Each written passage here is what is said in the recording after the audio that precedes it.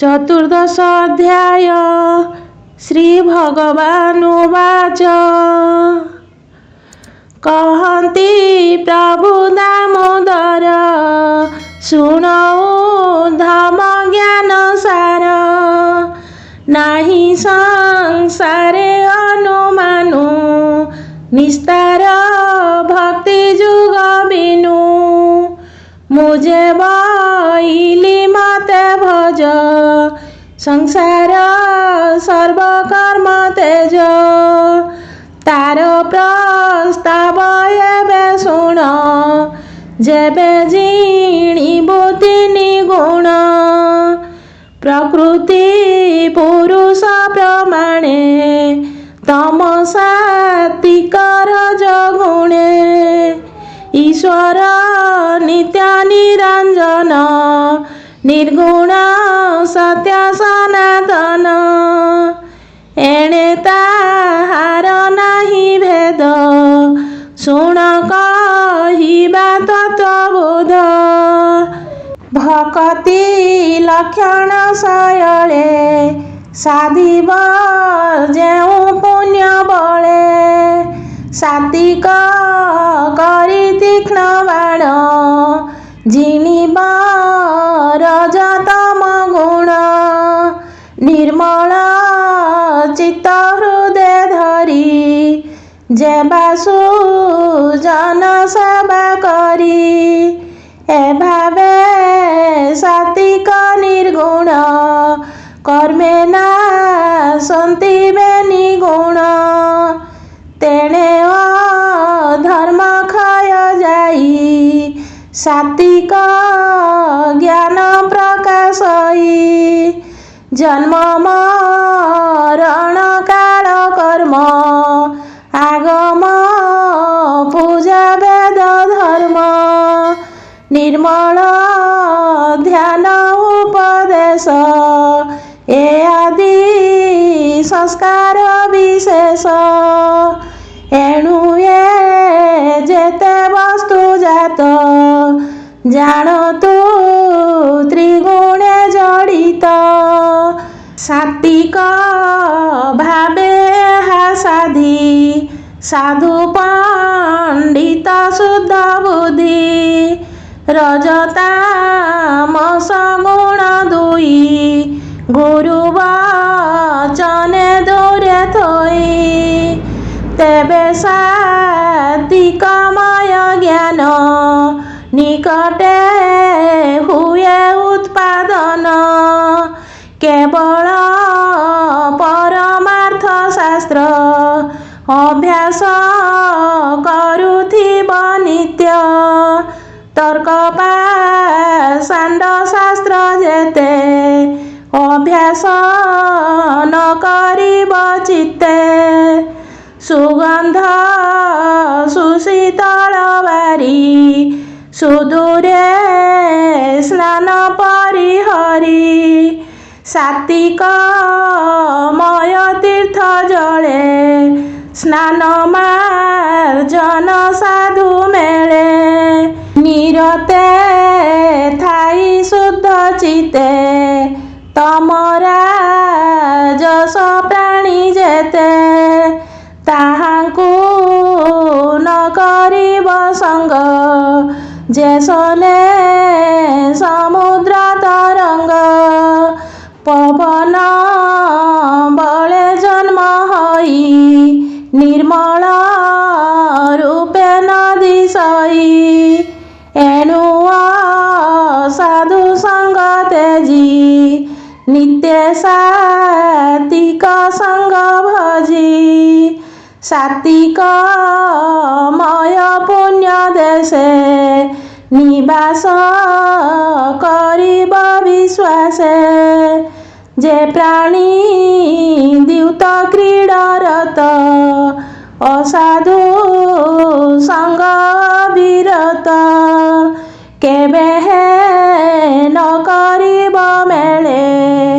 निश्चिते रहिब निरोळे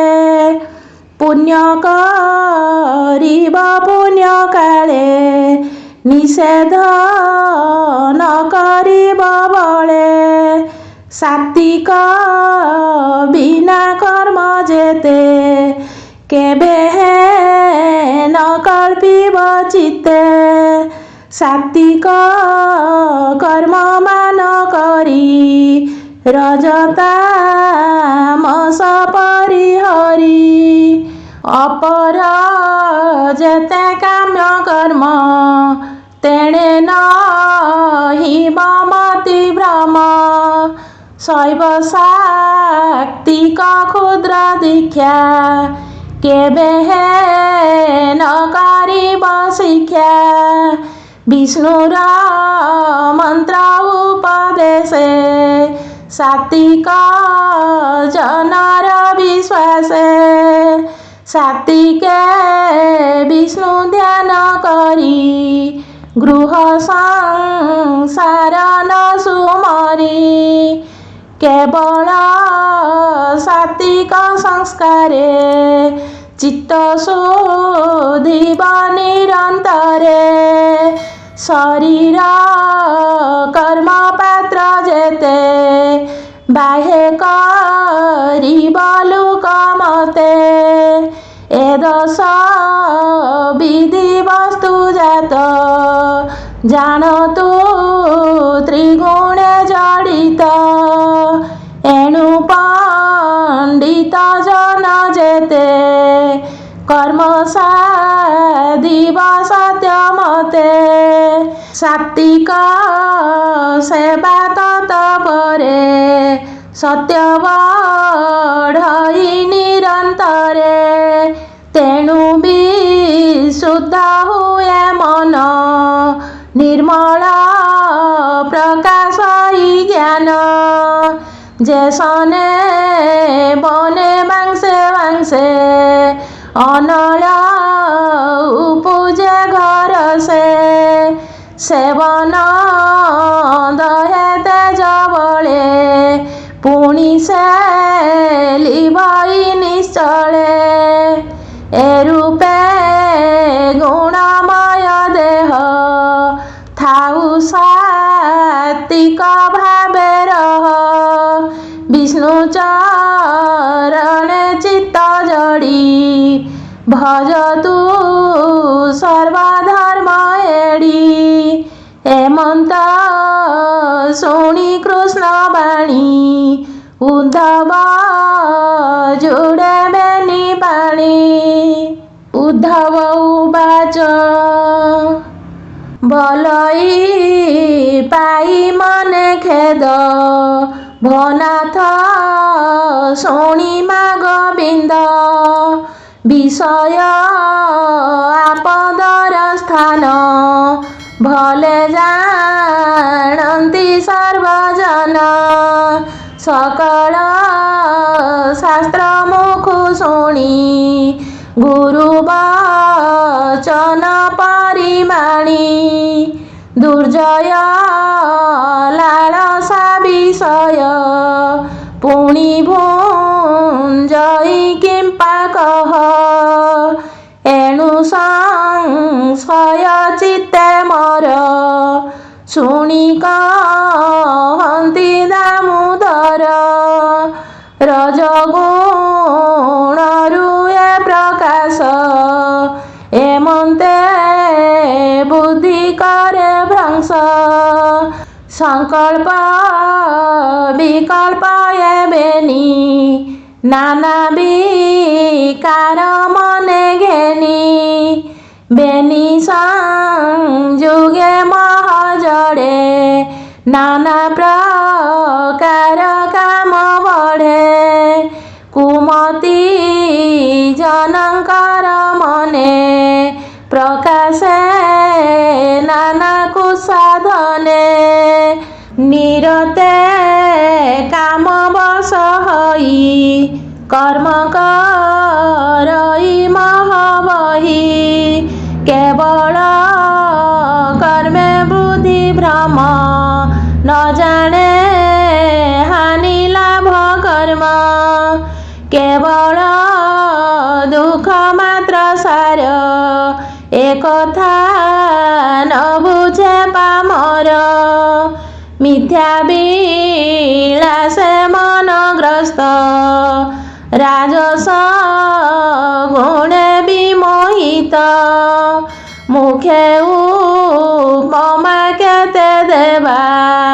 जेणे भ्रमन्ति सुरदेवा सात्विके मोर पादे सेवा एकथा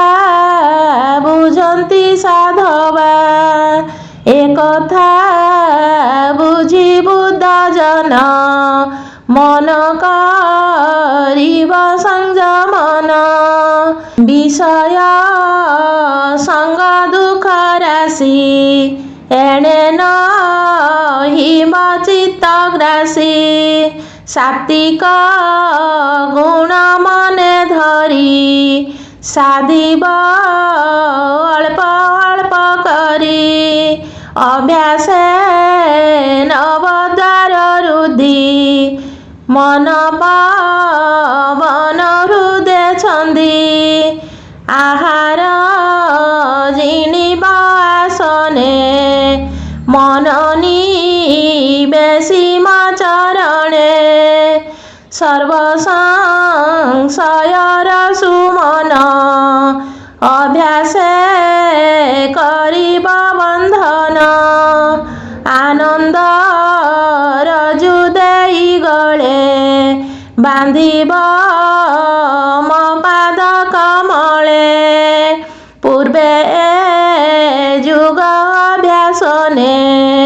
मुहि कहिली शिष्य गणे सनक आदि चारि गण विशेष ब्रह्मार नंदन से मोर तहु शुणी एहा परम जुगरे से नेहा उद्धव उवाच एमन्ते कृष्ण वाक्य शुणी उद्धव बोले मने गुणी भोनाथ प्रभु भगवान एणे संशय मोर मन काहि तू बसी के उठाबे ब्रह्मांक पुत्रंक प्रस्तावे कि रूपे धरि तू शरीर जुग कहिलु दामोदर तोहर दया जेबे मते से जुग कह मग्रते एमन्ते उद्धव वचन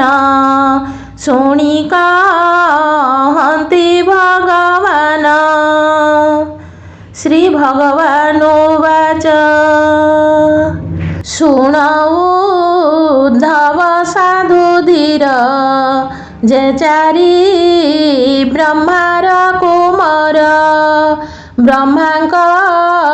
पादे हस्त देई जुग पुछिले चारि भाई भोतात शुण वेद बर दुस्तर ए भव सागर प्राणीय छन्ति एथि मझी विष्णु माया को सत्य बुझी स्थावर आदि जंतु जेते ए माया तरिबे के मन्ते प्राणीक मन माया संगे नाना प्रपंच संचे रंगे लालसा विषय गोचरे चित्त निवेशी निरंतरे एणु विषय चित्त बादे प्रवेश करी अनुवादे अन्यान्य संगे चित्त जड़े केबे संगता न छाड़े से संग टूटई के मन्ते कह प्रसन्नता तमते कि रूपे तही कि उपाये भूतात पुत्र ଉଚ୍ଚତର ପାଏ। ପୁତ୍ରଙ୍କ ବାକ୍ୟ ଶୁଣି କର୍ଣ୍ଣେ ବିଧାତା ବେଦ ଅନୁମାନେ। ପଶି ନ ପାରି ଦୁଃଖ ମନେ ବସିଲା ନିଶ୍ଚଳ ଆସନେ। ସମାଧି କରି ଚିନ୍ତେ ମତେ ସଂଶୟ ଜାଣିବା କେମନ୍ତେ। ବ୍ରହ୍ମାର ଧ୍ୟାନ ବଳେ ମୁହିଁ ମିଳିଲି ହଂସ ରୂପ ହୋଇ। ବ୍ରହ୍ମାକୁ ଦେଖା ଦେଲି ମୁହିଁ ତକ୍ଷଣେ ମୋର ରୂପ ଚାହିଁ। ବେଗେ ବ୍ରହ୍ମାର ପୁତ୍ର ଗଣେ ନମିଲେ ମୋହର ଚରଣେ। ତକ୍ଷଣେ ବ୍ରହ୍ମା ଅବଧାନେ ମତେ ପୁଥିଲେ ବିଦ୍ୟମାନେ। ଭୋଅଂଶ କାହିଁ ତର ଗ୍ରାମ କାହୁଁ ଅଇଲୁ କି ତ ନାମ। କିବା କାରଣେ କିବା ଅର୍ଥେ ଏଥେ ମିଳିଲୁ ଶୂନ୍ୟ ପଥେ। ନିଶ୍ଚେ ଜାଣିମା ଅର୍ଥେ ମତେ ପୁଥିଲେ ବ୍ରହ୍ମଚାରୀ ପୁତ୍ରେ। ତାହାଙ୍କ ପ୍ରଶ୍ନ ମୁହିଁ ଜାଣି ଯାହା କହିଲି ପରିମାଣି। ଶୁଣ କହିବା ତୋର ଆଗେ ଆତ୍ମା ପ୍ରସନ୍ନ ଅନୁରାଗେ। ବିଷ୍ଣୁ ବିଚାରେ ଆତ୍ମା ଏକ କେବେ ନୁହଁଇ ଅନେକ। ତୁମ୍ଭର ପ୍ରଶ୍ନର ପ୍ରସ୍ତାବେ ଏ ଭାବ କେମନ୍ତେ ଜାଣିବେ। ସର୍ବ ଶରୀର ପଞ୍ଚଭୂତେ ରଚିତ ଏ ମାୟା ଜଗତେ। ସକଳ ଦେହେ ଏକ ଧର୍ମ ତୁମ୍ଭେ ପୁଛିଲ ବ୍ରତ କର୍ମ। କି ବୋଲି ପଚାରିଲ ମତେ ସେ ପ୍ରଶ୍ନ ଘଟିବ କେମନ୍ତେ। ହୃଦରେ ଯାହା ପରିମାଣି ଯେ କିଛି ଶୁଣି ମୁଖେ ଭଣି। ଇନ୍ଦ୍ରି ଗୋଚରେ ମନ ବୁଦ୍ଧି ଯେ ଭୋଗ ବିଷୟ ପ୍ରସିଦ୍ଧି। ଏ ସର୍ବ ମୋହର ଆୟତ ମୋ ବିନୁ କିଛି ନୁହେଁ ସତ୍ୟ। ମୁଁ ସର୍ବ ବିଷୟ ଈଶ୍ୱର ମତହୁଁ ଆତ୍ମା ନୁହେଁ ପର। ଜୀବ ସ୍ୱରୂପ ସର୍ବଦେହେ ମୁଁ ଥାଇ ସକଳ ବିଷয়ে। ବିଷୟ ମୋର ଦେହେ ପଶେ ଏଣୁ ବିଷୟ ରସେ ରସେ। ଏ ଦେହ ମାତ୍ର ଚିତ୍ରଗତ ବିଷୟ ବାସନା ସମ୍ଭୂତ। ଦୁର୍ଜୟ ବିଷୟ ବାସନା কে করি পারে তা খণ্ডনা। বিষয় সেবনে নিরতে চিত্তম জয়ী অনুব্রতে। বিষয় ধ্যানে চিত্ত জড়ে ত্রিগুণ মায়া নিত্য ছিড়ে। এণু যে মহর চরণে আশ্রে করন্তি দাস পণে। সর্বসংশয় মান তেজ কেবল ভাবে মতে ভজ। মনর বিলাস জগতে গগনে বিজুଳି যেমন্তে অত্যন্ত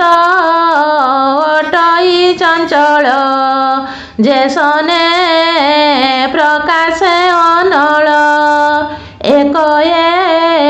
বহু জ্ঞানময়ে প্রকাশে বহু রূপ প্রায়ে অনিত্য সংসার গহন তু এহা চিত্তে অনুমান এ সৃষ্টি রহে সর্বঠায়ে তু যেনে বলু নানা দেহে অনন্ত বাসনা তহর আত্মার সুখ পূর্ণ কর সকল চেষ্টা পরিহরি আনন্দে সংসারে বিহরি ভকতি রসমদেলীন জগতে সিদ্ধ যোগী জন কেবল নিজ দেহ চিন্তি ଅଛି କି ନାହିଁ ନ ଜାଣନ୍ତି ଅଦୃଷ୍ଟ ବଳେ ଶରୀର ଆଗମ ନିଗମ ବ୍ୟବହାର ଏଣୁ ଏହାର ଆଦି ଅନ୍ତ ନ ପଶେ ଜ୍ଞାନୀ ଯୋଗୀ ଚିତ୍ତ ମଦ୍ୟପ ଯେହ୍ନେ ମଦ ଖାଇ ସତ୍ୟ ସତ୍ୟ ନ ଜାଣଇ କେବଳ ସୁଖୀ ମଦ୍ୟପାନେ ଆନନ୍ଦେ ଘୃମିତ ଲୋଚନେ ଅଛି କି ନାହିଁ ନିଜ ଦେହି ଉଭୟ ମତ ନ ଜାଣଇ ଜ୍ଞାନୀଏ ମନ୍ତର ସେ ରସେ ସୁଖ ସମୁଦ୍ରେ ନିତ୍ୟ ଭାସେ ଶୁଣ ହେ ସନକାଦି ଜନ ତୁମ୍ଭେ ଯେ ବ୍ରହ୍ମାର ନନ୍ଦନ ସେ ପ୍ରାଣୀ ବେନି ପରିହରେ বিষয় বাসনা ন করে ভূত ভবিষ্য বর্তমানে এ জীব থাই সর্বস্থানে বসই সকল শরীরে এ সত্য অন্তর বাহারে সর্বশরীর নিরপেক্ষে মরূপ দেখিব প্রত্যক্ষে অনাদি অবিদ্যারে বন্দী কর্ম বাসনা বলে ছন্দি সাত্বিক রজতম গুণ এ মায়া দেহর কারণ মর চরণে চিত্ত বলে নিবেশী সমাধি নিশ্চলে সহজে চিত্ত দৃঢ় করি বিষয় রসন সুমরি বিঅর্থে অহংকার মন জীবর সংসার বন্ধন মায়া সংসার ঘোর বনে এ জীব ভ্রমে অকারণে এণু পণ্ডিত সাধুজন মদেহে দেই বুদ্ধি মন সংসার চিন্তা দূর করি চিত্তে ম চরণ সুমরি যাবত নানা ভ্রম চিত্তে এ জীব ভ্রমই নিরতে তাবত ঘোর দুঃখে মন জানি ন জানে মূঢ় জন এমন্ত অনুমান চিত্তে সহজ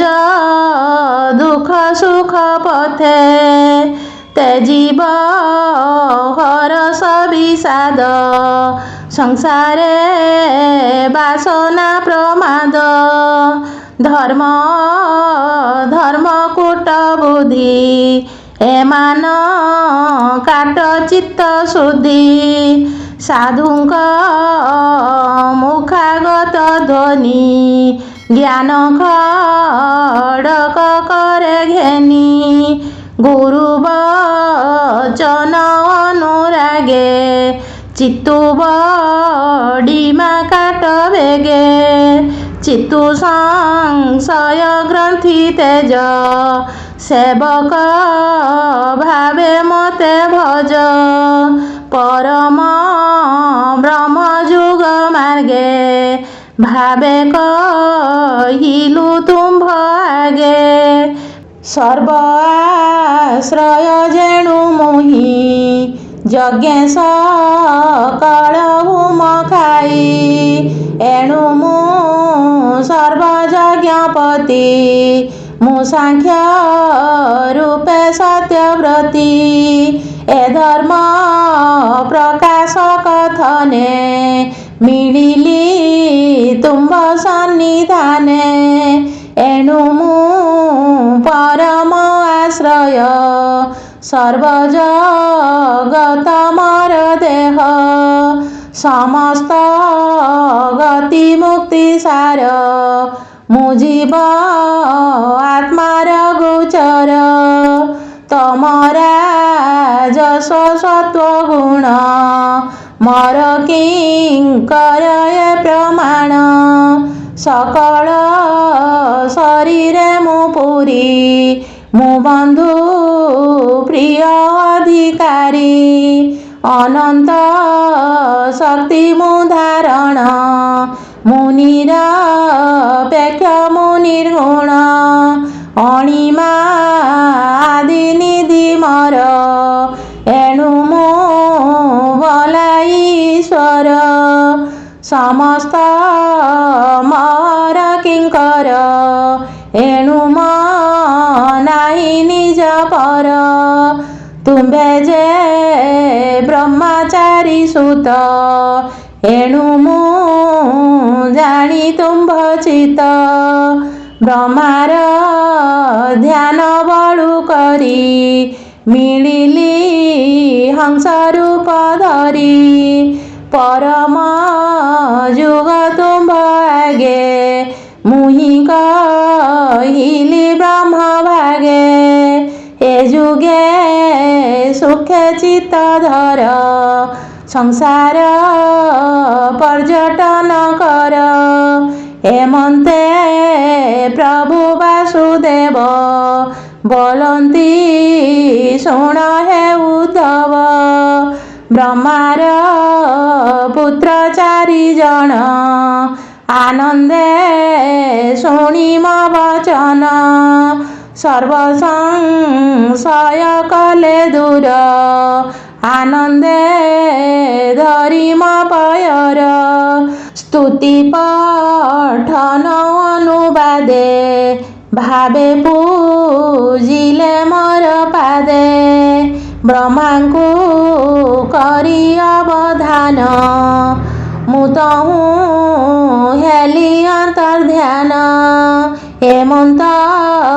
କହନ୍ତେ ଅଚ୍ୟୁତ ଉଦ୍ଧବ ଶୁଣି କୃତକୃତ୍ୟ ଆନନ୍ଦେ କୃଷ୍ଣ ପାଦ ଧରି ରୁମ ପୁଲକ ତନୁ କରି ଶୁଣିଆ ନନ୍ଦ ବ୍ରହ୍ମରସ କହଇ ଜଗନ୍ନାଥ ଦାସ। इति श्रीमद्भागवते महापुराणे पारमहंस्यां संगीतायां 82 एकादश स्कंदे श्रीकृष्ण उद्धव संवादे नाम 14 अध्याय।